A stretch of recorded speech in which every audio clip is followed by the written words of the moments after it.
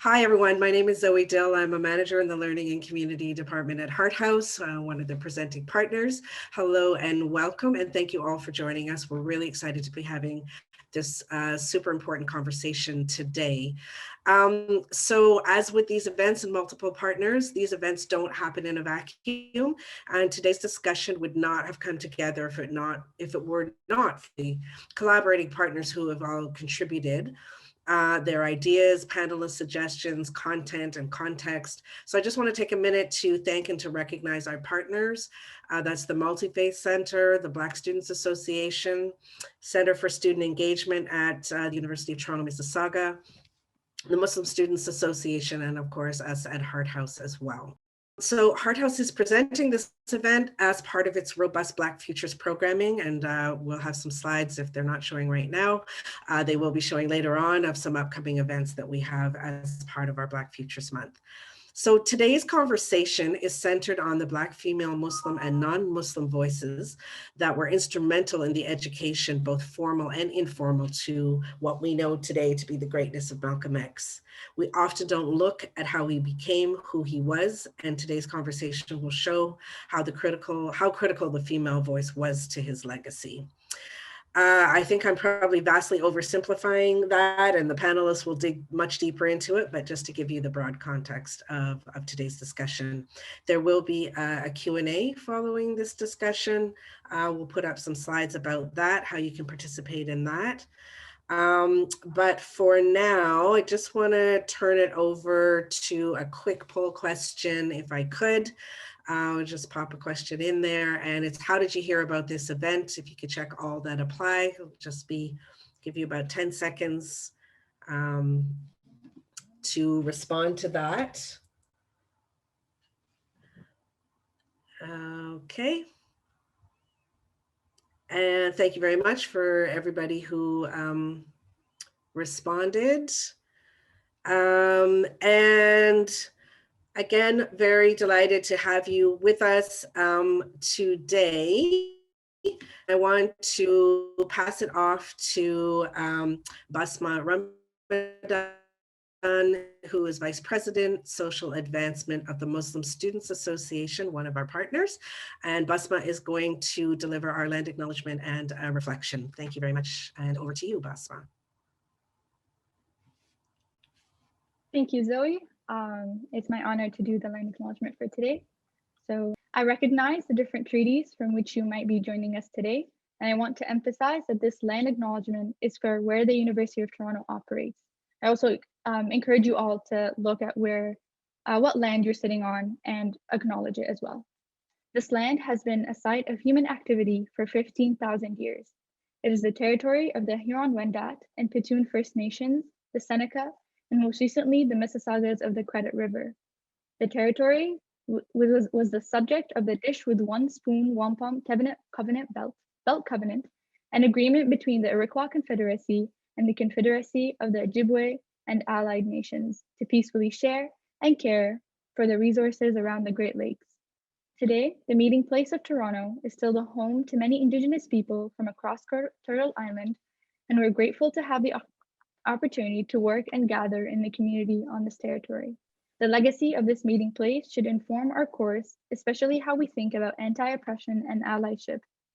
We want to honor this land's original peoples, and we invite others to also think about the past and present-day realities of these communities and to holistically question colonial practices that disrupt connections to families, homes, and the earth. As Muslims residing on this land, we need to acknowledge that we continuously benefit from the colonial injustices. It is our duty as Muslims to learn, address ongoing injustices, and stand in solidarity with the oppressed and marginalized. Allah says, "O believers, stand firm for Allah and bear true testimony. Do not let the hatred of a people lead you to injustice. Be just, that is closer to righteousness, and be mindful of Allah. Surely Allah is all aware of what you do." Furthermore, recognizing the colonial history this university is built upon, it is vital for different communities in this space to center ideas of responsibility, reciprocity, and resilience in our work and be accountable to the treaty relationships we are bound to. Thank you. I will now take the opportunity to introduce our moderator for today. I have the great pleasure of introducing Haban Ali. Haban recently graduated as a valedictorian from University of Toronto, Mississauga. She completed a double major in biology and environmental sciences and is currently completing a master's in global health at McMaster University. She's passionate about removing systemic barriers for marginalized and vulnerable youth community building, and health equity. Currently, Haban is an intern at Mars Discovery District, where she is working towards not in education, employment, or training, and EET, youth employment opportunities. As a member of the Prime Minister's Youth Council, Haban was actively involved in the creation of Canada's first national youth policy and the development of Canada's Service Corps. Haban, the floor is yours. Thank you so much, Basma, for that reflective land acknowledgement and reminding us of our rights as Muslims. I would like the panelists to please turn on their cameras now. I would like to thank everyone for joining us today. I'm just going to take some time to introduce the panelists and the event right now. So firstly, we have Rania Al-Mugammad joining us. She's a Sudanese artist, anti-oppression consultant, and a liberation educator based in Toronto. Rania's artistic and community work is deeply rooted in Black liberation. Rania is a published writer, award-winning organizer, speaker, arts educator, and a multidisciplinary performer. Thank you so much for joining us, Rania. We also have Ikram Jama. Ikram is a good friend, a Rhodes Scholar, who is currently completing a double major in criminology and socio-legal studies and international relations with a minor in African studies at Victoria College. She is the two-term president of the Arts and Science Students Union, where she advocates on behalf of over 27,000 students. A current mentor for Somali youth and a previous fellow at the Mosaic Institute, she is passionate about amplifying marginalized and underrepresented community voices. We're so lucky to have you with us, Ikram. And last but not least, we have Mustafa. Mustafa Briggs is a graduate of Arabic and International Relations from the University of Westminster, whose dissertation focused on Arabic literature and literacy in West Africa. Mustafa started a Master's of Arts in Translation at SOAS, the University of London, with a specialization in Arabic and Islamic texts before going on to Al-Azhar University in Cairo, Egypt, where he's currently doing another degree in Islamic Studies and Arabic. He is a scholar, educator, and he's illustrated the experiences of Black Muslims in Islam and Islam in America beautifully. Thank you so much for joining us, Mustafa. This dialogue will seek to explore the voices situated at the crossroads of gender, race, faith, and activism. Malcom X was an influential, and still is, an influential Black Muslim for his activism and contributions to America's civil rights movement and Islam. The teachings, knowledge, and experiences of many Black Muslim women shaped the life of Brother Malcolm.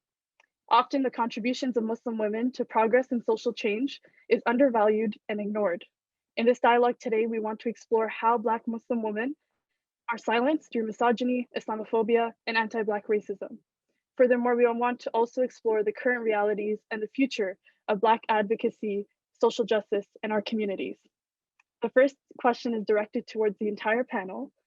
The dialogue today is titled She's Malcom X. When you received the invite to this event and you read the title, what did that mean to you? And we'll start off with Rania. Thank you, Hawan. I think for me, to be honest, reading the autobiography of Malcolm X was one of those kind of transformative moments in my life, and it allowed me to connect my experience as I'm Sudanese and I immigrated to Canada, and so my experience as like a Black Muslim in a space that really felt like wasn't for me, to like a long history of Black resistance and struggle of Muslim scholarship and activism. So to me, I think I always feel a bit nostalgic. I also feel quite critical. The older that I get, I also feel quite less attached to specific icons and more attached to their sort of dedication to doing the work, that it allows me to engage with the work of Malcolm X critically, honestly, and without feeling like I need to ignore things that perhaps I would not be the choices that I would want to see in the world today, and still really see that as part of the legacy that I get to build on and benefit from tremendously. That balance of inspiration and the critical analysis of the work is very important. So thank you for that. Ikran, what does it mean to you? Well, when I first saw the title, I looked at obviously Malcolm X, and I thought of his advocacy work and his fight for equitable justice.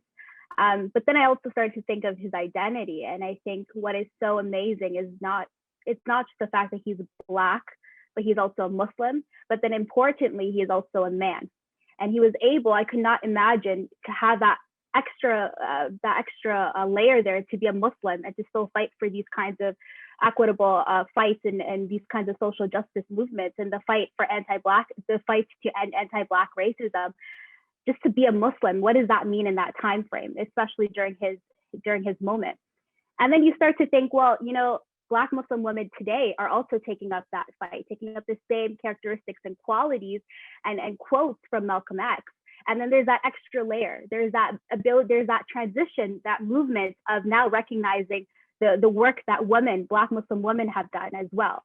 So you start to recognize, especially when I was in school, we would look up to heroes like Malcolm X. We would look up to these male heroes, and I would look up to Malcolm X as a Muslim hero as well, to relate to him on that kind of level, and start to wonder, well, where are the Black Muslim women in this narrative as well? Because it's not like Black Muslim women weren't doing anything. And then you start to think, well, she is Malcolm X. That she aspect brings out that narrative of womanhood, of what Black Muslim women have also accomplished. And then it makes people think, well, let's start to appreciate what women are doing today, what Black Muslim women are accomplishing today, and try to see the same characteristics we saw in Malcolm X and apply that to the women who are fighting the same types of fights in today's society. So those kinds of relationships are the things that really drew me into the title immediately. Those forgotten contributions are definitely something we're all thinking about. Thank you, Ikran. And Mustafa, what are your thoughts?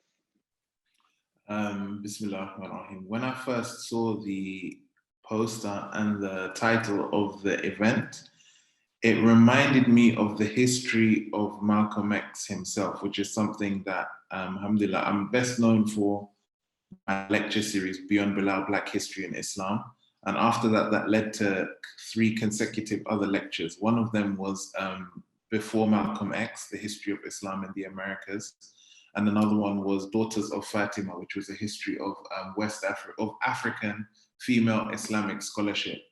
And another lecture, so in those 2 lectures, I actually talk about the fact that many people talk about Malcolm X, but they don't talk about the woman that made Malcolm X the man who he was, which was Ella Collins, his elder sister. In the same way, they talk about his involvement in the Nation of Islam movement under Elijah Muhammad, and don't talk about Sister Clara Muhammad, who was the right-hand woman of Elijah Muhammad. And she was the one who actually led the organization when Elijah Muhammad was disappeared for a couple of years in the 30s and 40s. And the same way, when speaking about Islam in America in general, Sheikh Dawood Faisal and his wife, Sister Khadija, these were all women who, if it wasn't for these 3 women, the state of Islam in the Americas would not be as powerful or as strong as it was today. And the men that we champion and the men that we put forward as the face of Islam in the Americas were all made by these women. It was Sister Clara Muhammad who brought Elijah Muhammad to follow W.D. Fard Muhammad, and then he was able to take over Nation of Islam when W.D. Fard Muhammad left. But if it wasn't for Sister Clara Muhammad, there would be no Elijah. The same way, if it wasn't for Ella Collins, who was the one who told Malcolm X about Islam, who sponsored his pilgrimage on Hajj, etc., who adopted him when he was a teenager and he moved in with her in Boston and everything, the man that we know today as Malcolm X would not exist. And she was the one that continued his legacy after his death and continued to run his organization after he passed away. And so when I saw she is Malcolm X, it signifies that these men that we put forward as the face were made by women and will be succeeded by women, because it's strong, powerful women who follow their legacy and who revive their legacy and who manifest what they wanted to see in America, who will be able to take the mission forward. I felt like that was what the event was about. Yeah, well, thank you so much for sharing your perspective. And that's definitely one angle we do want to take with the event. And I'm looking forward to digging deeper into that concept with you later on. So thank you so much for illuminating that history, because I think that's, at least I didn't know that history. So I'm happy to learn about that with you. So our first question actually goes to Rania. So Rania, you're an artist, a liberation educator, anti-oppression consultant, a performer, a speaker, and a writer. You embody creativity in many different ways. You cringe, so sorry if I gave you a title that maybe you don't use anymore. But I really wanted to talk and ask you about the tradition of Black women scholarship in Islam and in other spaces. What is the history and the realities of the pursuit of knowledge amongst our communities, especially when it comes to women? Thank you for that, Habon. And I always cringe when people are like reading my bio. It just fills me with imposter syndrome. It's got nothing to do with you. You do it beautifully.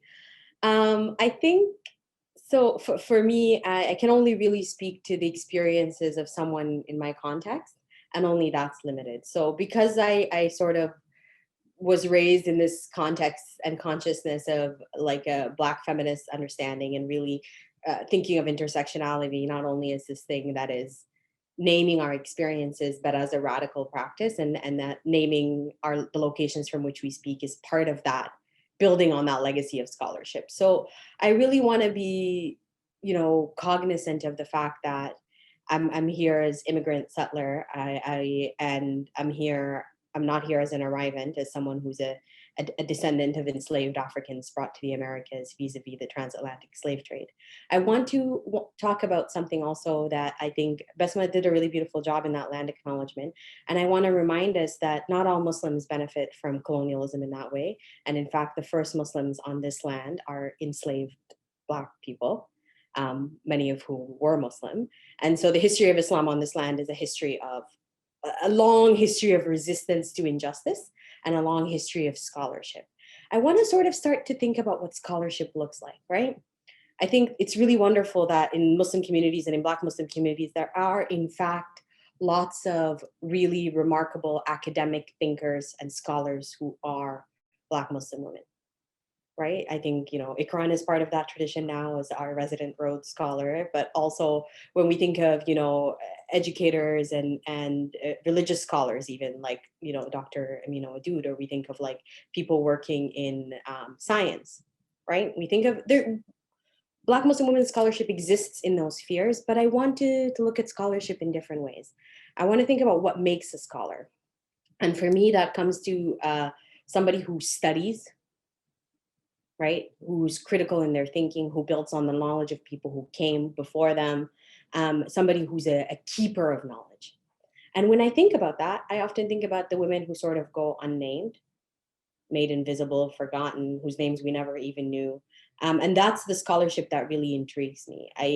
If you've been to any of sort of my performances or my workshops, you will see that I talk about my grandmother quite a lot, Haboba, who is my paternal grandmother. So my paternal grandmother is one of these people who is, mashallah, quietly moving, or was, mashallah, quietly moving, may Allah rest her soul. She's been probably the most influential person in terms of like forming my political consciousness and like my politics, despite the fact that she wouldn't say she's a political person, right? And for my grandmother, her compulsion towards justice is entirely faith-based. And for me, that was like exactly like where I started, right? And where that continues to be my anchor. So I'm looking at that sort of space of like, Allah is a God who loves justice is how I was brought up, right? And it is our job to work towards that justice, that it's not, for us to be saved constantly. Yes, Allah is merciful, but we have to take responsibility for our lives, right? And we have a responsibility to hand our children futures that they can survive and thrive in, and be the best versions of themselves possible, even from a spiritual place. So for me, being a Muslim woman and being in active resistance and being a scholar are kind of all intrinsically linked together. And then I see sort of the labor that we don't, in my work, I call it transformative justice. In my work, I call it mutual aid. And my grandmother calls it doing what must be done, right? She doesn't call it mutual aid. She sees that there's a conflict in a family, an instance of family violence in community. She's going down there. She's not saying I'm an abolitionist and I don't believe in the police, but she's saying, hold up, we can take care of these people, right? So she's going down there, she's making sure people are safe, she's making sure people have food, she's intervening in ways that are hardly ever documented, hardly ever thought of as generative when it comes to theory, but they keep the world ticking, right? And she always did that in a way that is not about, look at what I'm doing and reward me for it. Right? She was very happy to do it quietly and to do it for no other reason than she knew it was the right thing to do. So I really sort of understood that a lot of what we see, the visible part of the iceberg when it comes to scholarship, right? Underneath all of that is the labor of Black Muslim women. And that to me looks like who's at home watching the babies while somebody's writing their dissertation. That is enabled by the labor of Black Muslim women. I also want to look at like the kinds of, I'll give you a small example. So probably a lot of people know my work through like my presence on social media, and like it's all a lie. It's not a lie, it's a curated version of someone's life. So don't get caught up in that. Life is a lot more messy than what it might look like on Instagram. However, I'm used to dealing with a lot of critique and a lot of intense feelings from people. I remember, 4 years ago, I went to write during Ramadan. I made a status. It was the beginning of Ramadan. And I said, listen, if you're a man, particularly if you're a Black Muslim man, I want to talk to you about something during Ramadan. Y'all are sleeping till like noon, most of you that I grew up with, right? Ramadan is the time you enjoy because somebody's holding up the world around you, right? You get to go and be at the masjid and focus on your spiritual practice and come back and sleep till noon, because someone else is waking up to make suhoor, someone else is caring for babies, someone else is in the kitchen all day cooking while they're fasting. So I started to talk about this idea of labor and like justice in labor. And I mean, I'm used to like getting dragged for all kinds of things. And I really saw how like just such an intense line of demarcation in our community, where all of these women were like, yep, that is my mother every single day in Ramadan growing up. That's me right now. That's me and all the aunties, And so I started to like ask this question, like, how do we bridge this? How do we have this conversation? And how do we create a space so that I want to hear what's in my auntie's head? I know she's excellent at making sambusa. She is. And like, I don't quit doing that, please. I love it. But I would also like to see, what she thinks about what our freedom might look like. I'd like to understand how she feels about Islamophobia, because as a visibly Muslim, Black Muslim woman in this country, she's the #1 recipient of it, right? So I want to understand what her experiences look like. And so for me, I want to see more space for the voices of Black Muslim women. And I want to see more space for emerging voices of Black Muslim women. So when I think about Black Muslim women scholarship, I think of art, storytelling. Yeah. Think about the lessons we learn. Like our aunties, our grandparents, they're excellent at telling stories and passing on that knowledge in that way. So I want to just challenge us to expand what we think of as scholarship. No, thank you. Thank you so much for that. Because when you talk about the long history of resistance, and you briefly touched on that, even on this land that we're on, and then your late grandmother, may Allah have mercy on her soul. And I know she lives on through you all in some way, through what she's taught you clearly, and the division of labor and behind the scenes and all of the work that goes on so that our communities can experience progress is often like the labor that women do. So that's a really interesting point that you brought up. So I want to touch on that a little bit more in terms of kinship and just the relation you brought up to your grandma. What do we celebrate about our communities and relationships, and what we learn through how we are connected to each other?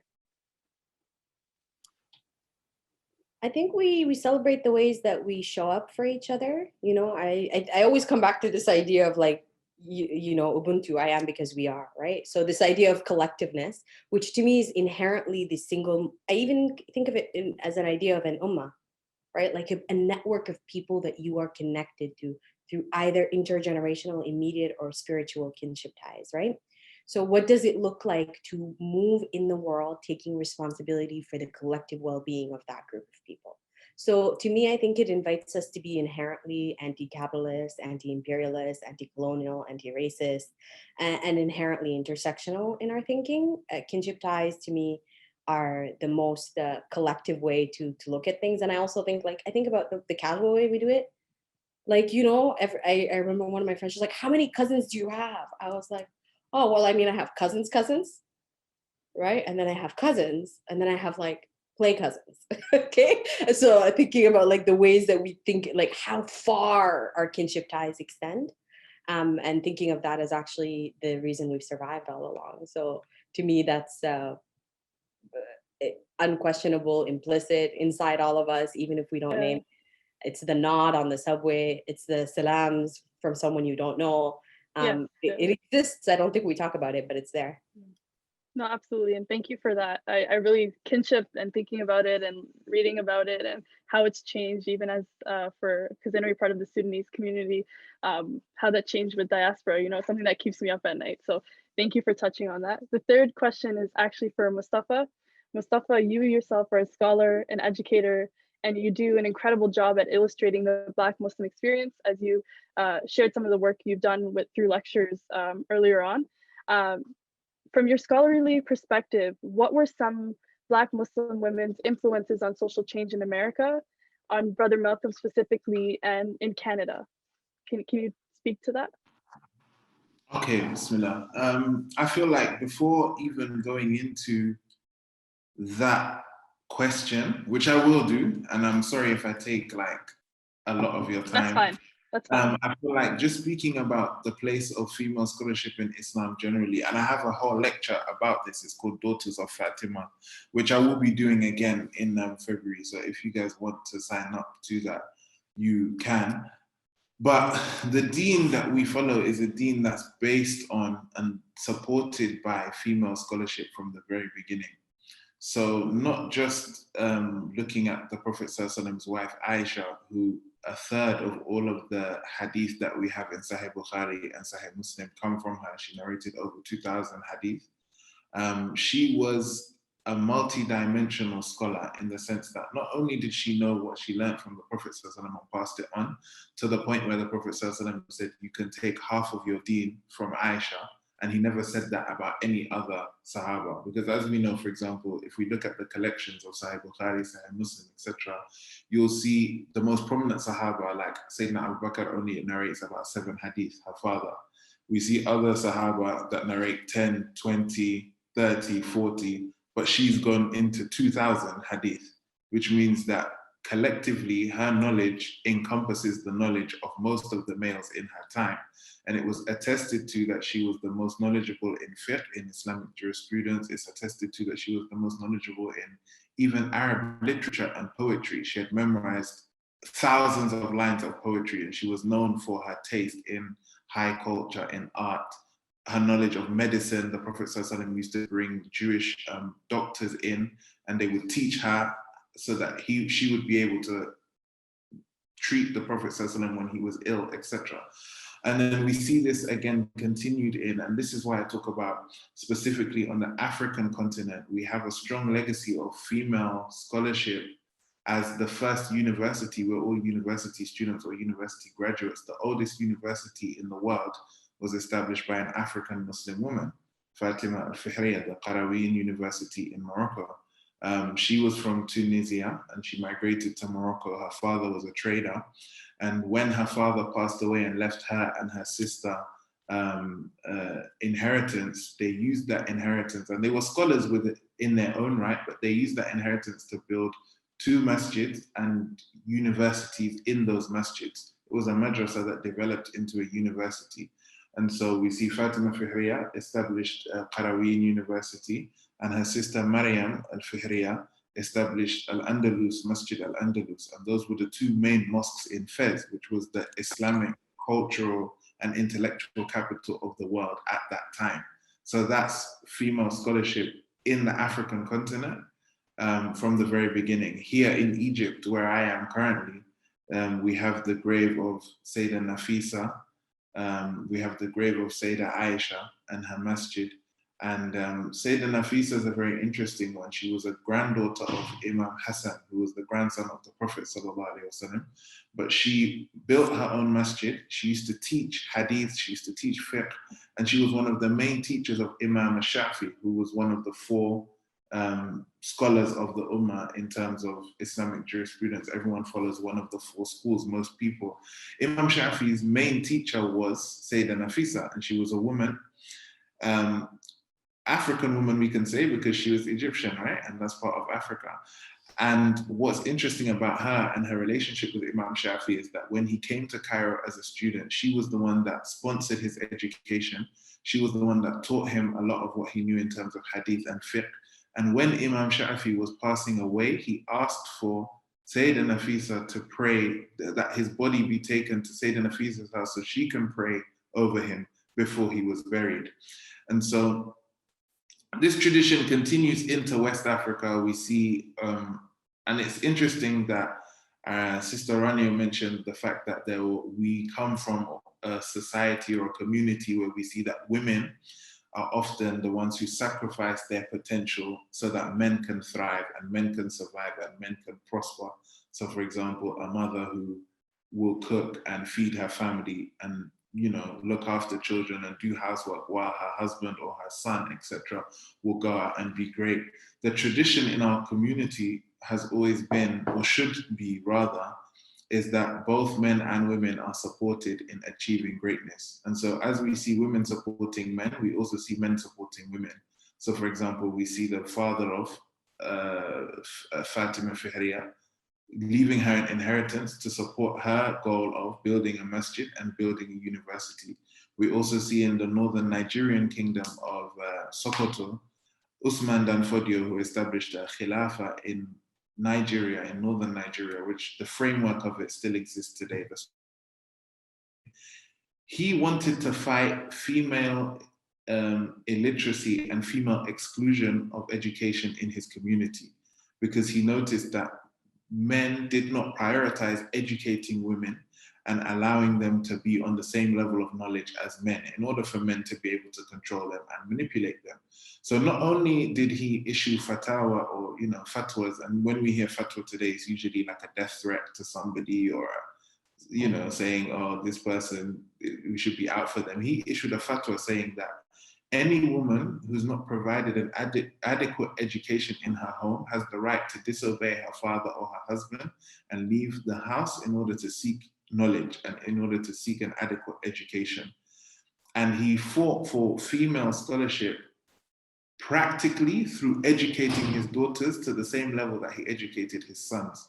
And so his most famous child is not his son and his successor, Muhammad Bello, but rather it's his daughter, Nana Asma'u, who played a major role in her father's government and in her brother's government as a political advisor and as somebody who organized and who revived the Yantaru. Many people say that she founded the Yantaru, but she was the one that revived it. But it was a framework of female scholarship where women who were called jajis, who were scholars, would train other women for years, teach them everything they needed to know, set up also entrepreneurial skills and financial literacy and all of those things, and teach them this. This was over 200 years ago, before the UN came with structural adjustment programs and all of these kind of microfinance that they're trying to think. Nana Asma'u had set up this network or revived this network because her mother and her grandmother were part of this network. One female scholar would train, let's say 20 or 30. And when they are all qualified as jajis, as female scholars, they would then go back to their own communities and train others. And so until today in northern Nigeria, there are women who can trace their scholarly lineage back to Nana Asma'u because they are students of a student of a student who studied with her. So that was a practical manifestation of Usman Dan Fodio. And we see the same in Senegal with Sheikh Ibrahim Niass, whose daughter, Sheikha Mariam, recently passed away after tens of thousands of children memorizing the Quran from her. And her school, her Quranic school in Senegal, is one of the biggest Quranic schools in West Africa. And I literally know generations of men like this because she started teaching in the 1950s, and she only stopped teaching recently in 2000 and whatever. But there are generations of men, for example, like I've met a 60-year-old man who memorized the Quran from Sheikha Mariam and taught in her school until he retired. And she has over 30 sisters from the same father who are all memorizers of the Quran, who are all scholars and who all do the same things in their own community. And I talk about this more in my lecture, So just to say that as a backdrop, to say that, as Rania mentioned earlier, a lot of the African American community and the community we see in North America, Canada, and the USA are descendants of West African Muslims. And these are West African Muslims who come from these communities where female scholarship is championed. Even if they don't have a direct connection to this lineage or to this information, for example, it's something that's in their blood. And we know as Muslims, the barakah or the blessing of the prayers of your ancestors is something that always manifests in their descendants. If we look at the Quran, we see Nabi Ibrahim, when he establishes the foundation of the Kaaba with his son Ismail, he says, Allahumma, make us Muslims submitting to you, وَمِن ذُرِّيَّتِنَا أُمَّةً مُسْلِمَةً لَكَ. And from our descendants, bring about a nation, a Muslim nation, that worships you and submits to you. That's in one surah, I think that's Surah Baqarah. In another surah, in Surah Ibrahim, we see him say to Allah, I have left my family in a valley without vegetation, in an empty valley with no resources. So Ya Allah, make the hearts of mankind,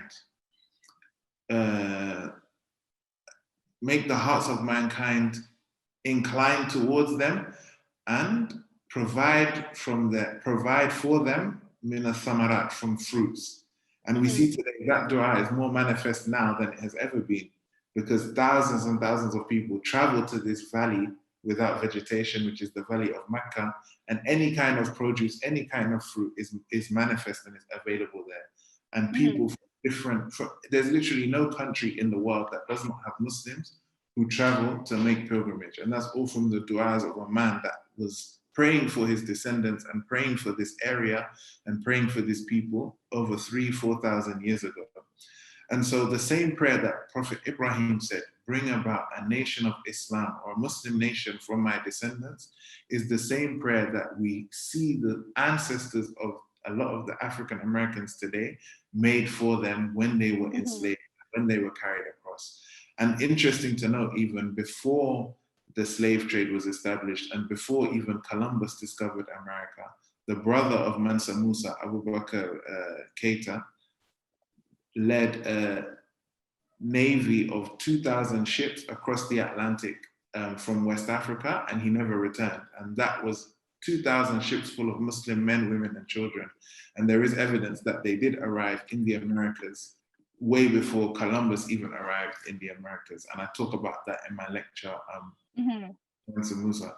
So to go to the actual question, the blood of these scholars, the blood of these friends of Allah, the blood of these righteous women and men flows through the veins of these people. And so we see that from amongst these people, and I mentioned these three earlier, and I'll go into more detail now to answer this question.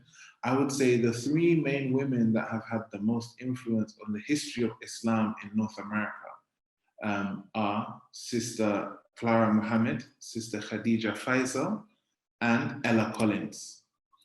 Because at the time after the slave trade ended and a lot of people's religious practice had been distorted and taken away from them, the traditional religions that they were practicing in West Africa were lost to them through the structure of the African American slave trade.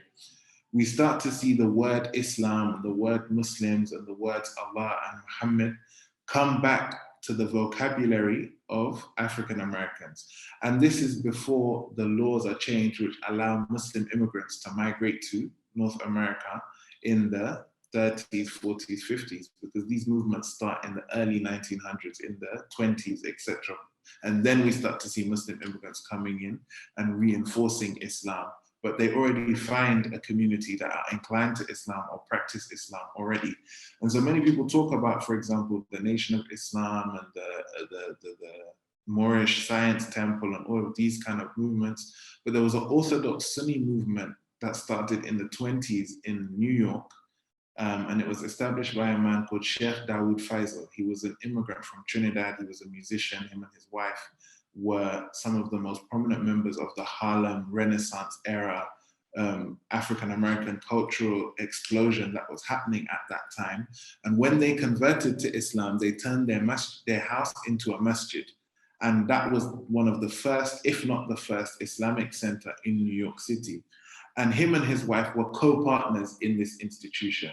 So his wife, Sister Khadija, established a Muslim Women's Cultural Society where she would travel across America, educating women about Islam. And they were Sunni Muslims before the Nation of Islam was even popularly established in America.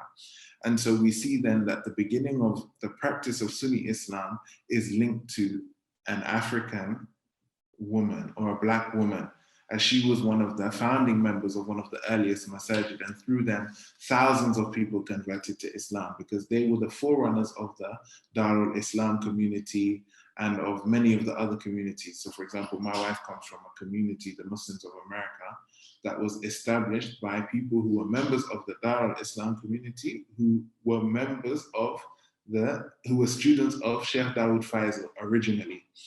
And through them, we see, for example, people like Imam Siraj Wahaj,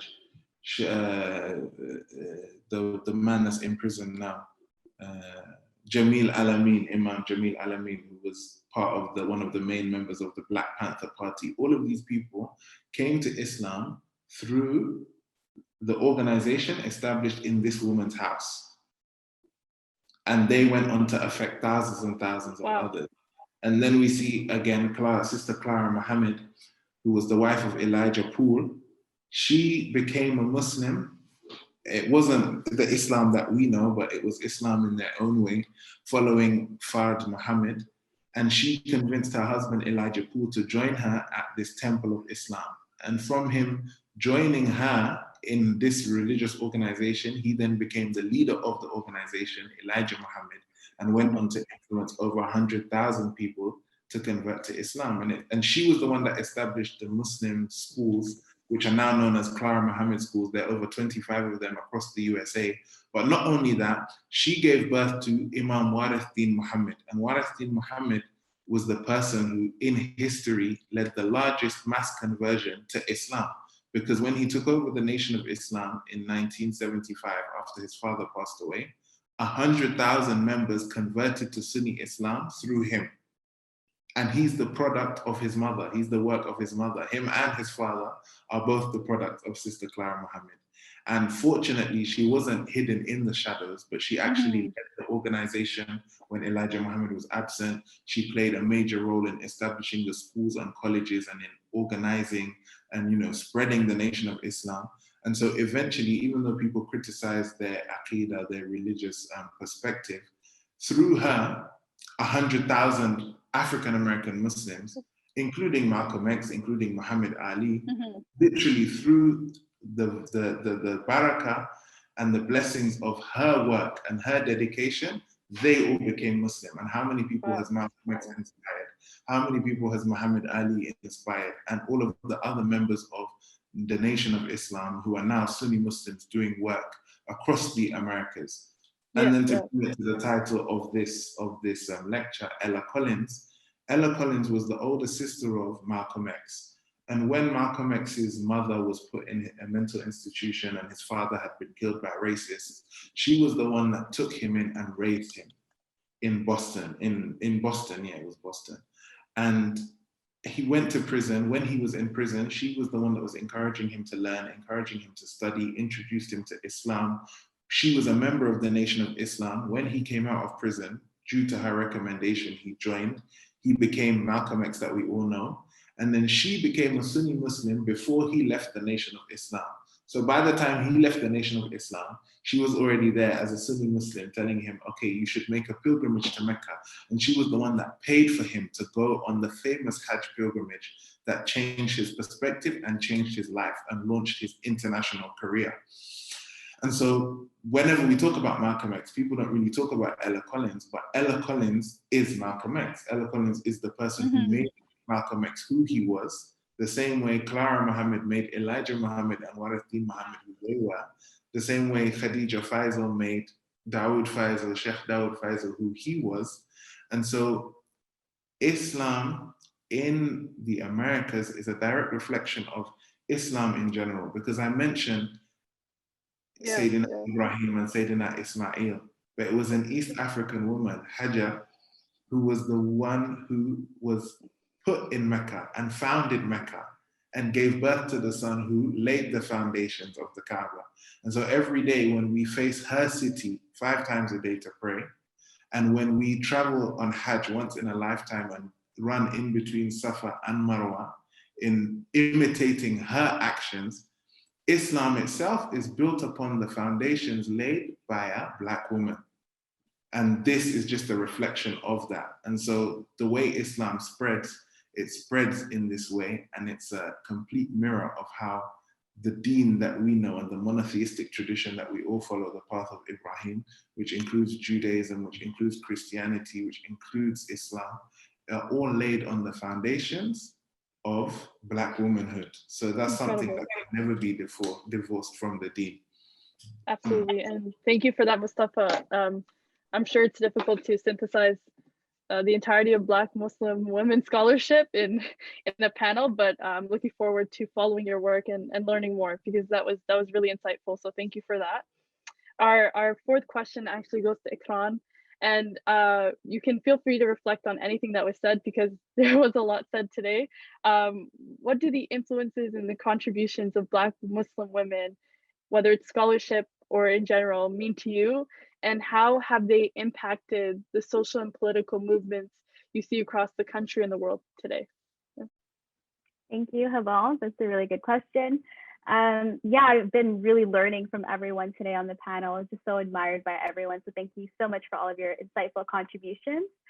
So I started to think of, when you ask the question, I immediately think of how the histories and contributions of Black Muslim women have actually served as the backbone for my own life. And so when I think of histories, I think of maternal figures, and I think of ancestors and how they have actually crafted not just their communities, but really brought up their families. And I think it was Mustafa who talked about sacrifices and the sacrifices that Black Muslim women have had to make. And although there's this traditional understanding of men and women supporting one another, what I have seen through my life is the continued sacrifices of our Black Muslim women and those who we look up to. And I think it was Randy who was talking about her grandmother as well.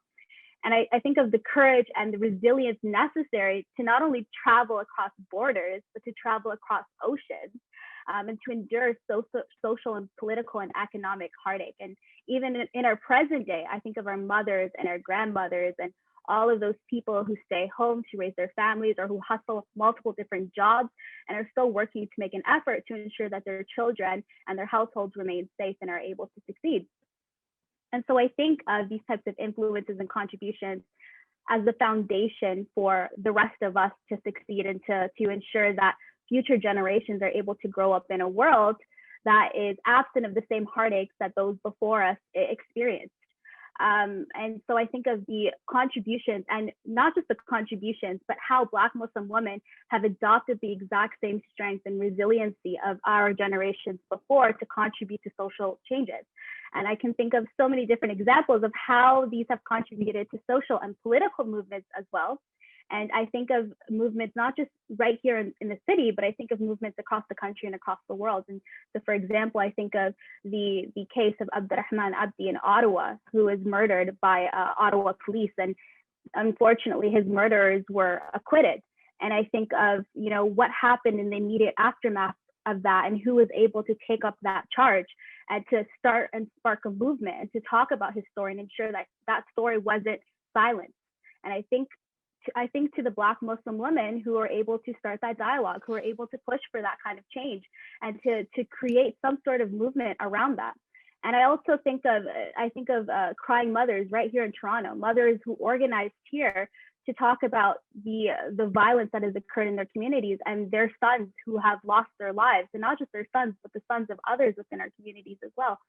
And I think of scholarship. I think of Ala Abdi, who writes about migration, who writes about the challenges of refugees and immigrants, works that I look to and I look up to and I use in my own academic areas as well. And then I think of my classroom. I think of Black Muslim women just wearing a hijab, sitting in a class, being Black, being Muslim, being a woman, having the ability to speak your mind, having that power to say what you want to say comes from that strength and resiliency from those before us. And so I think of these kinds of generational aspects, how we're able to adapt to moving and changing environments, and where that all came from. It came from those before us. And I think that when we think of Black Muslim women and we think of the power and the kind of strength that they have, the organizing to advocacy, these conversations, what really strikes me is that, not enough attention is drawn not just to them, but, just the admiration that we need to have, the respect that we need to have for women, not just in scholarship, not just in the public eye, but as Randy was talking about, women who are just at home as well, women who are supporting their families, women who are doing things and they don't necessarily see themselves as heroes, but they are heroes. And truly, both understandings of contributions to social and political change and movements are absolutely necessary and inspirational. Very well said, Ikran. And I think you underscored the hidden labor that we're hearing from all panelists here today, but also you touch on some of the violence we're experiencing here in the city, and this is a heavy week for a lot of people. So I do want to acknowledge that and the role that women play in keeping us moving and not allowing us to suffer at the hands of injustice. It's really incredibly inspiring. And you also talked about the scholarship of Hawa Abdi, and I look forward to following your journey of scholarship and reading your papers in the future and to see everything that you do in the coming years. And you talked about representation in the classroom, and you really touched on that generational aspect. And we did discuss in depth, perhaps not as much as we wanted to, but the contributions of the past. But I do want to touch on the future, and I want to touch on youth. And as a young, visibly Muslim Black woman, what experiences do you think are unique to youth, and what are some challenges and opportunities that we are coming up against?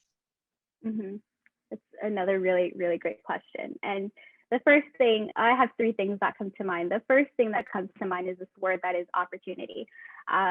When our parents came here, they were told that they have the opportunity to raise a family, to create a wonderful life, to remain safe and to prosper.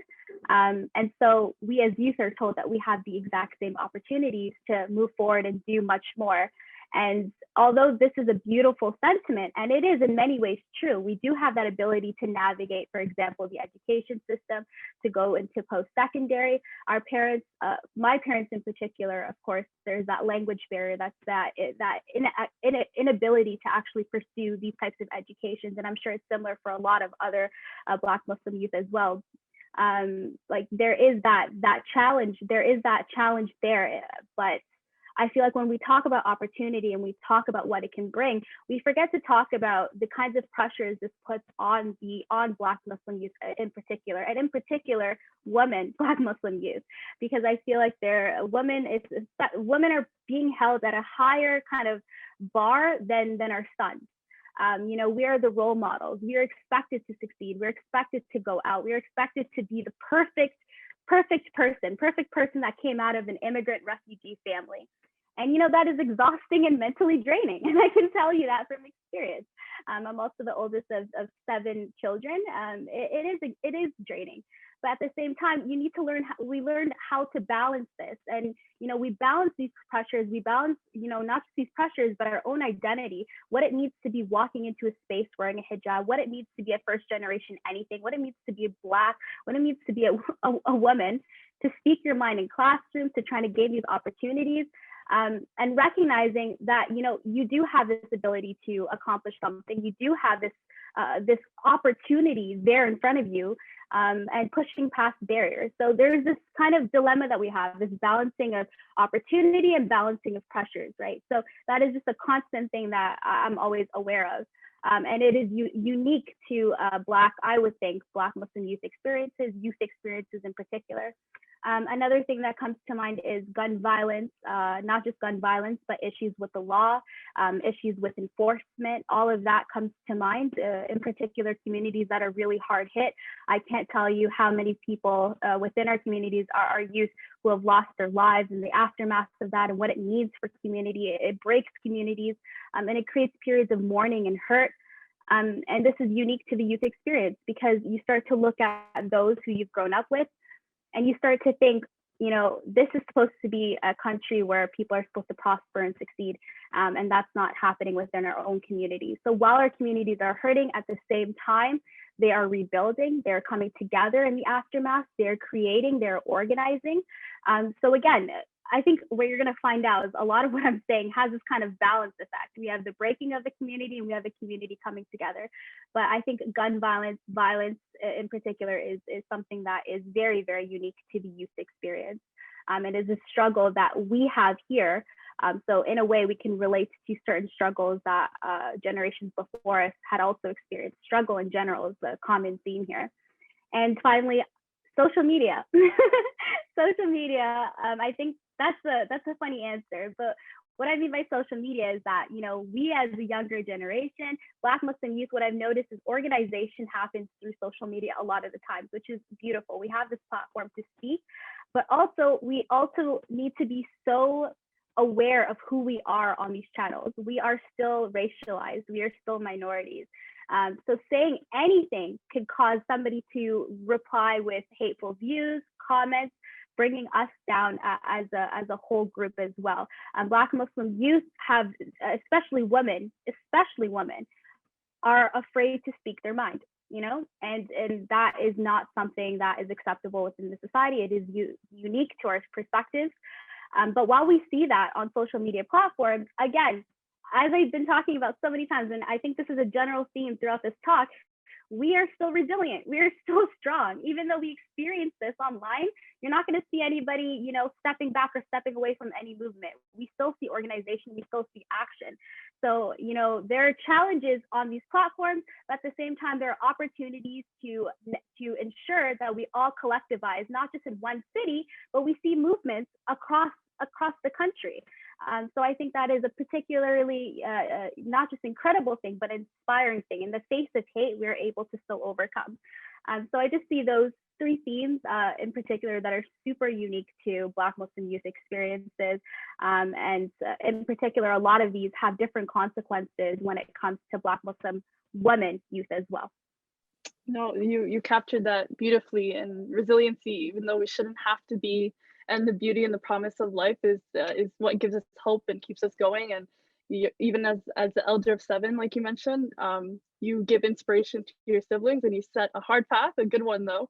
And it's the inspiration we give all of each other as a community of Black Muslim women. So I'm so happy you exist, Ikran, and I'm happy that you do the work that you do. And you bring me a lot of joy. So thank you so much for that. We are actually entering almost the question period. So if you can put your questions in the Q&A function on the lower bar of Zoom, we would appreciate that. We have our last question and it is directed towards Rania. Rania, how do Black Muslim women's unique experiences impact how they are recognized, celebrated, and even acknowledged? And I think we touched on some of those aspects here today, but I would love to hear your thoughts on that. Honestly, I often tend to think in songs, right? So whenever I hear people talk about Black Muslim women, what comes to my head is Mariah Carey, "Why Are You So Obsessed With Me?" Right? And it's, to me, such a really bizarre place to be, where you are like looked at but not seen. You know, you're really quite hyper visible in all the scary ways, right? Hyper visibility for hate from communities outside of yours, whether that is racism, misogyny, or Islamophobia, right?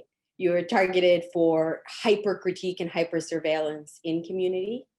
You know, when we were kids, me and one of my best friends, Idil, we used to joke all the time about like the anti-surveillance networks, right? So there's like a hyper watching of the things that we're doing and the choices that we're making, and this idea that like we wholly define our communities in a way that feels quite unfair.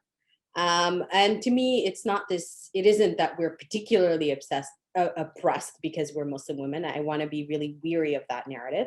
To me, it is because that it's part of a sort of a culture of misogyny that exists in all faith communities, in all contexts, faith or no faith, and looks different in different spaces.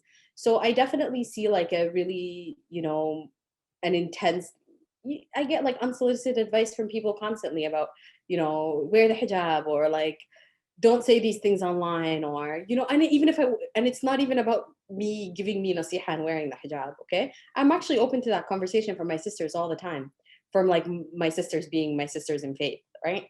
I think it's the piece around the fact that I'm supposed to be responsible to be an ambassador of some sort, right? And I'm like, dude, like your name is Muhammad and here you are sending inappropriate photos to girls on Instagram.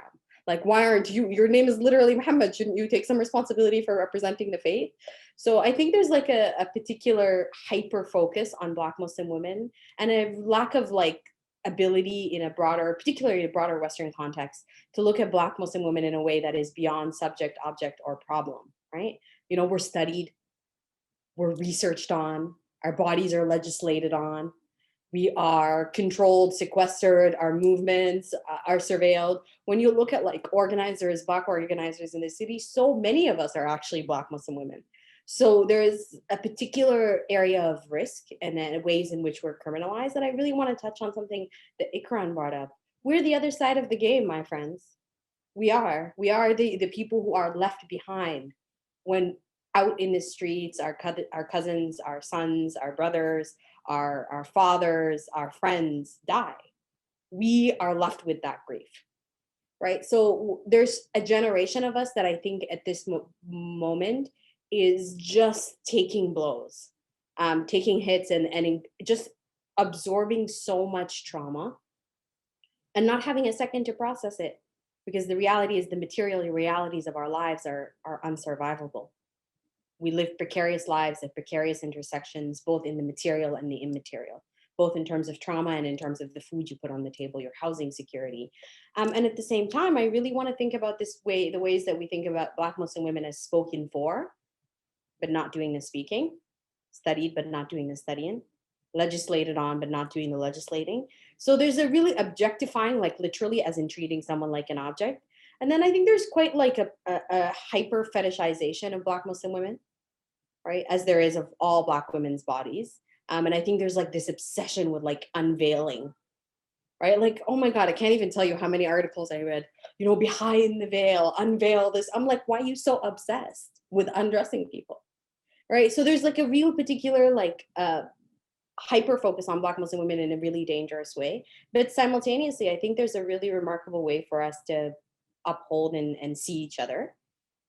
So there's like so many, I'm very grateful every single day that I have so many Black Muslim women in my life that I can call my friend Hawa and I can say, Hawa, you're never going to believe what happened to me today. And I don't have to give Hawa like footnotes so she can understand what I'm saying, right? She's like, oh yeah, I feel you, I get you. So there's that uptake and there's those networks of solidarity and support. I think there's so much more visibility for us in the world today, and which comes with its, you know, with its harmful effects. I think in terms of digital spaces, which is also part of my work, I look at like the fact that we're actually some of the recipients of the worst like vitriol and hatred online, and how like our visibility comes at a price of our well-being, our psyche, and our safety. And at the same time, I think it's, you know, I've been organizing for so long now that I don't need institutions to acknowledge me. Like 99% of the time, that makes you the token, right? Is that I just want to know that the people I see me back. And when it comes to Black Muslim women, that is, you know, extremely evident. So thank you for the question, Hama. No, thank you so much for that beautiful answer. Like you captured a lot of things that we think and talk about very succinctly. And it can be exhausting at times, that hypervisibility, being spoken over, defining aspects of culture constantly, but the beautiful networks we create. And like, I love being a Black woman, and I'm so happy that this is how I get to experience life. And now we will be going into the Q&A period. So I will be taking questions that the attendees are actually giving us. And the first question comes from Rafia, and it says, I came upon this line in the autobiography of Malcom X on page 96, where it says, all women by their nature are fragile and weak. They are attracted to the male in whom they seek strength. Do you think his views with regards to women were a bit outdated? And I have thoughts, but I'll let the panelists answer that. Yeah. Does anybody want to take that? I mean, I can take a stab at it. I feel like the Malcolm X scholar is in the house, Yep. so I'm gonna try Mustafa. So I think something that's really important here is that's I think the piece that I was trying to touch on in my first answer, which is that we can absolutely look to the organizing of Malcolm X and still feel critical about statements like this, and it doesn't mean that we wholesale throw out his work and his legacy. But we can look at that. I would want to situate it within the context and the time that it happened. And then I would want to challenge that with, in reality, are some of the things that are being said consistent with the choices that Malcolm X made in his life? Are they consistent with the reality of his life? Those are all questions that I would ask. Absolutely, I think it's outdated, but I frankly think that that's a view that's held by much of the world right now, right? So I don't know if outdated is particularly the right word, but I definitely think there is, even in our organizing movements at this moment, even in our radical spaces at this moment, we certainly see that attitude, whether implicitly or explicitly. So to me, I think that's an ongoing challenge. And the fact that we hear it from Malcolm X is disappointing, but it's not particularly disappointing. That was the attitude and is the attitude for many people we consider to be scholars and organizers and activists. Thank you for that, Rania. Does anyone else want to add to that before we move on to the second question? Other than I wholeheartedly agree, and I think it is important to remain critical, even of people that we look up to as well. And I think that's a really, really beautiful point in the sense that outdated might not be the terms, because this is something that is still held in a lot of our communities as well. It's this a power structure and an imbalance between men and women and the roles that men and women need to play, not just in society, but even as small as within our homes. So again, we were talking a lot about what it means to say something, to say anything, speak your mind as a Black Muslim woman. And it's ideas like this that might constrain us, but at the same time, it does not say that, it has nothing. Black Muslim women are still able to say what they want to say, speak their minds, against all odds, against implicit views that might be held, such as that quote that we just read, or explicit views that are shared and directed towards us. And we are still critical and we remain vigilant of such views. So I think that's an excellent point. Thank you, Ikram. And I guess we'll move on to the second question from an anonymous attendee who writes, I was hoping to direct this question to Rania. Do you think that how Black people, and particularly Black Muslims, celebrate Mansa Musa and his wealth and status as not being in service of freedom? I understand that this is in part rooted in histories hidden and stolen from us, but the lack of accounting for capitalistic exploitation seemingly leaves much to be desired, in my opinion. Would love to hear your thoughts. Thank you. It's a big question. I'm going to just say a few things. I don't know that I can give a fulsome answer and be respectful of all our time. The piece that I want to say here is that this sort of framing of Mansa Musa as the wealthiest man, right, and that being the primary way that we remember, or like historically framed, is actually a pretty Western viewpoint, right? So that may be how we contextualize it this side of the world. That is not necessarily the fulsome history. Simultaneously, my Lord, do I ever have a lot of empathy for Black people everywhere in the world when we want to lean into these narratives of ease and abundance. I understand that. I relate to that tremendously. I can understand that everywhere in the world, Black people are poorest, right? Everywhere in the world, Black people struggle to meet the survival needs that they have in their lives. So I completely see why, when you are living inside conditions of poverty and you're disempowered, and secondly, when you have been disconnected from knowing your actual heritage and history and ancestry through tremendous traumatic experiences, whether that is the transatlantic slave trade, whether it is the Arab slave trade, which is the longest running slave trade in the world, whether it is the, the myriad of ways that Black people are exploited in the world, that disconnect from your heritage and your actual ancestry, the desire to connect to something softer, right? Something more cush, something that of abundance and ease when you've only been handed scarcity. I completely understand that and empathize with it to a large extent. I think I have a privilege that a lot of Black people don't have, which is knowing my heritage quite far back. And so I think I have to be very mindful of like what it looks like to to judge or to critique from this side of the line, and that not all of us have that privilege, and a lot of us have had that stolen from us. So that to me feels helpful. The other side of this is absolutely capitalism is unsustainable, but we've all been schooled in it. I think if you're familiar with my work, you know, I say capitalism is a scam constantly, and it is. It's a pyramid scheme. So I want to think, I do want to be critical of that, but I don't necessarily want to blame or the ways that some Black folk sort of subscribe to or connect to this narrative that is really still quite Western. Thank you for that, Rania. Does anyone else want to add to that before we move on to the next question? Yeah, I'd like to add Yeah. to that. Just because I have a lecture about Mansa Musa called Land of Mansa Musa, where I talk about not only Mansa Musa as a figure, but the political and socio-historical landscape that he came from and the Islamic empires of West Africa. And as Rania said, I feel like it's a very Western way of looking at Mansa Musa, because he only became relevant to world history when people realized that he was the wealthiest man that ever lived. Before that discovery was made and his name was spread everywhere, he had built one of the oldest higher education institutes in the world, the Sankore Institute, which is over 700 years old in West Africa. That I have a video on YouTube talking about the fact that, you know, the level of mathematics and medicine being taught there was equivalent to the Ivy League universities of today in the middle of West Africa. And until now, people don't talk about Mansa Musa as a scholar. They don't talk about Mansa Musa as a patron of the arts. They don't talk about Mansa Musa as a revolutionary in his society, but they only talk about the fact that he was the wealthiest man in history.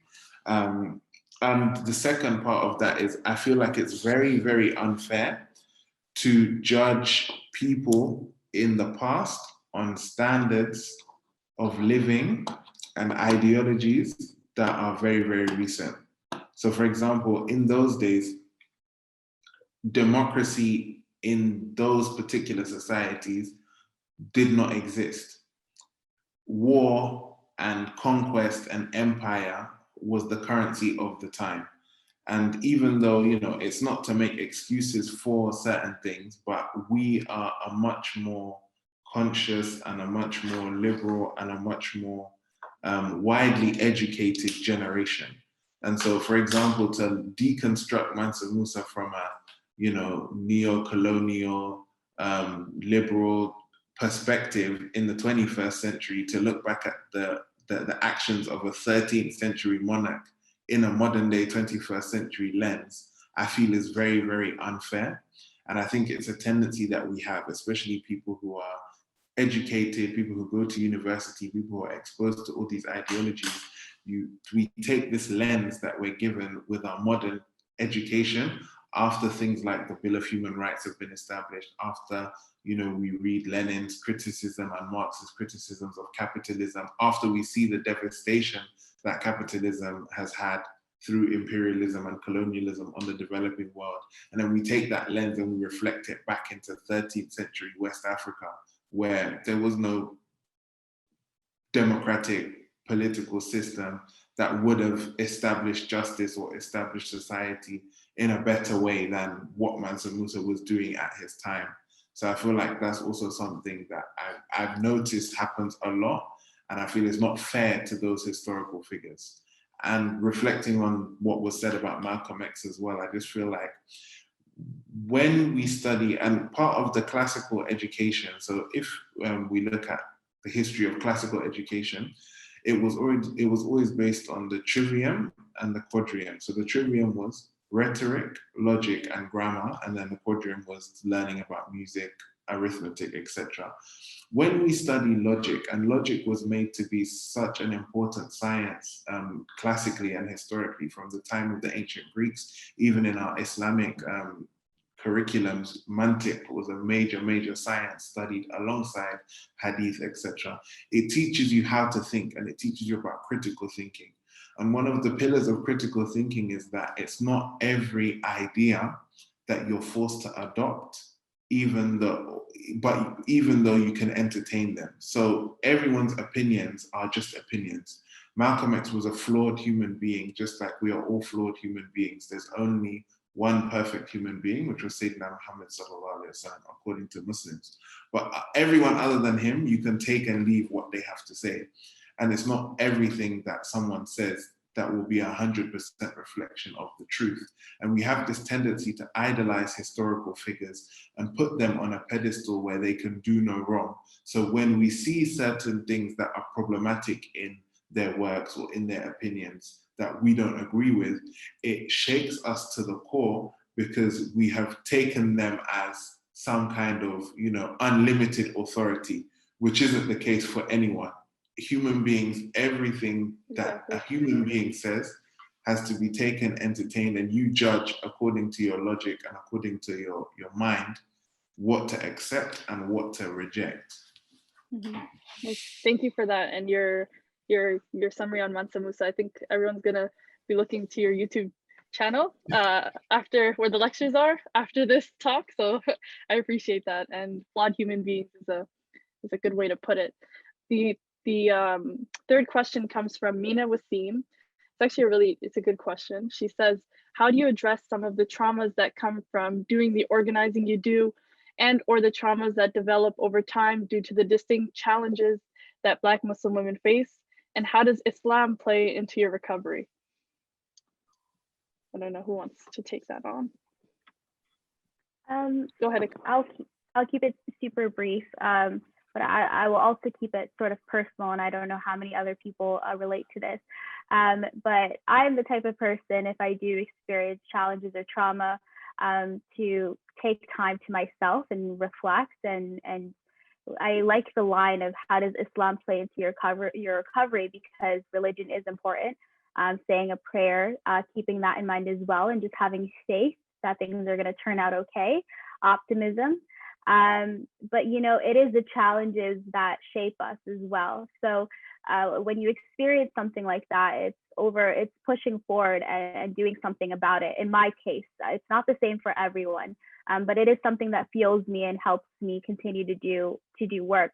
And alongside religion, alongside prayers, alongside the du'as and all of the good faiths coming from my family, you feel invincible. And that's a good mindset to sort of have when you want to conquer a world like the world we live in. So that's an excellent question. Thank you. Thank you for that. Yeah. Does anyone else want to answer that one? I'm just going to say really quickly that it's just been an affirmation for me to remember that, although I may be getting judged in the world on these impossible standards, and I get pedestaled in ways that are not healthy for me or for other people, right? It's very anchoring to remember that Allah doesn't expect me to be perfect, and Allah knows I'm not. So that's actually kind of like a place to come home to, of all Allah demands from me is that I strive, right? So and I can do that. I can strive. I can do that every day. And so it's a good anchoring thing, and it's good for my ego. I don't have to have all the answers, nor am I the be all and end all. So it keeps you humble, which is necessary and good for your mental health and the way that you are towards other people. Thank you for that. And then I think we can move on to the fourth question now. It also comes from an anonymous participant, but it's directed towards Mustafa. So I think they're asking, within this work and in this scholarship, how do you use active listening, and especially when it comes to speaking on issues experienced by Black Muslim women when they are speaking and leading and doing much of the labor? How do you center that in your work? I think you're muted. Yeah, thank you. Sorry. In terms of my personal work, with the lectures that I've developed, I was able to do on-the-ground research interacting with Muslim women who are active in their fields, Black Muslim women who are active with their fields. Unfortunately, most of my work, well, unfortunately for the topic of this conversation, but fortunately overall, was that most of my work takes place in West Africa. So I was able to visit communities that are led by Black Muslim women and interview them and be experienced. And I'm a product of that education system. The woman that taught me, the reason why I know how to read Arabic and read Quran was I was taught by a woman who was the granddaughter of a famous sheikh, the daughter of a famous imam from Senegal, who are my teachers. and actively, like I used to visit women like Sheikha Mariam Nias, I used to visit women like Safna Khalifa, all the different community leaders and figures, and I was able to meet them firsthand, interview them, hear about their experiences, jot them down, and be able to relay them to others and form connections. So I remember, for example, I was invited to New York University to give a lecture, and the person that spoke before me, Sheikha Aisha Prime, if many of you don't know her, you should go and look for her on YouTube, an amazing Black Muslim female scholar based in New York.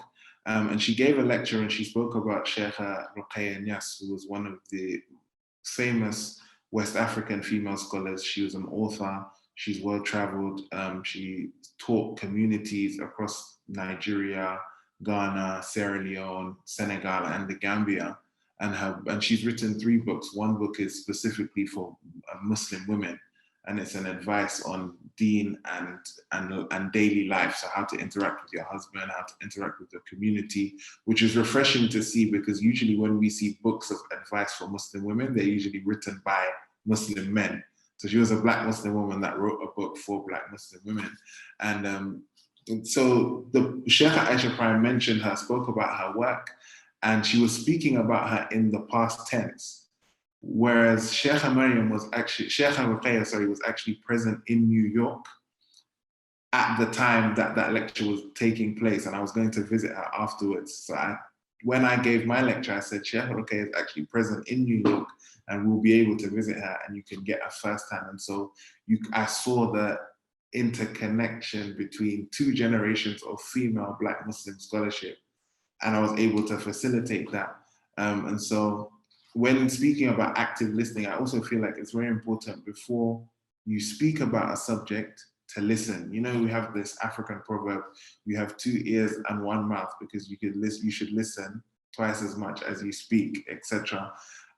In terms of active listening and engaging, I feel like it's very important to understand people's experiences, understand people's opinions, and understand where people come from and what is important to them, because there are things that can be important to you that you make a priority that are not necessarily the same for other people. And if you're doing community work, and if you're doing work that's meant to push the community forward, you need to see things from their perspective and hear things and hear their narratives from their own mouths. And it's very sad that we have a tradition of men, especially within the Muslim community, of men taking the voices of Muslim women, in the sense that they silence Muslim women and speak on their behalf without consulting them or without understanding what they go through. So like, I grew up listening to, or hearing, rather than listening to, because I didn't actively listen, but hearing lectures where you see, for example,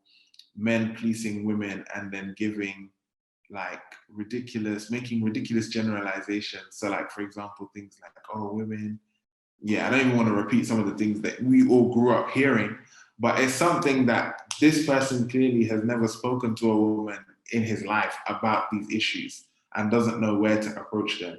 And so your job should be, not only as a man speaking from a man's perspective, it shouldn't just be listening, but also enabling those voices to be heard.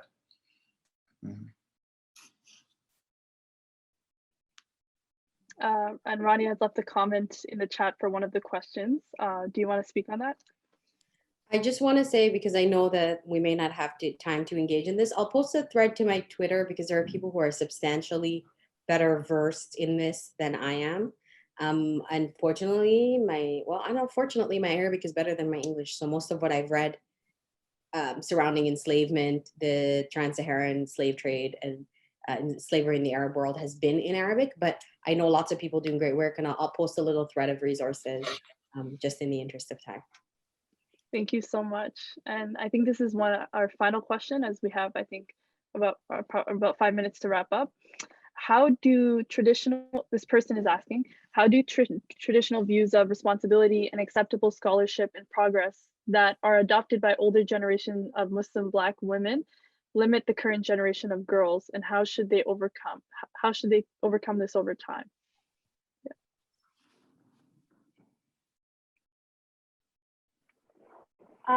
I think that this was a kind of issue that I was trying to tackle in the question. I still tackle this, because there is that responsibility on us to succeed.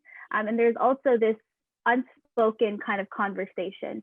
So while we do respect the struggles of those before us, of course, because without that, we would not be where we are today. There's also this understanding that because of those types of struggles, we today, this younger generation, should still be able to succeed. We are expected to succeed because of these journeys and because of these struggles and because of the continuing struggles that we experience here. And that is a lot to take on, a lot to handle.